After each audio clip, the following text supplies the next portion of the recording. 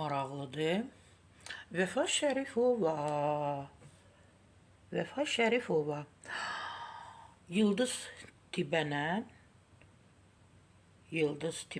Tibə ilə, Yıldızla duet oxuyacaq. Təbii ki, qonorar ödəyəcək, qonorar açıqlayıb.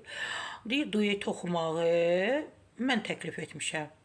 Vəfa Şərifova deyib ki, Yıldız Tibəyə mən duet oxumağı təklif etmişəm və ona qonorar burada bunun üçün 100.000 dollar, yəni 170.000 manat ödəməliyəm. Ona görə də avtomobilimi satışa çıxartmışam. Layihələrimə görə qurban olsun maşın.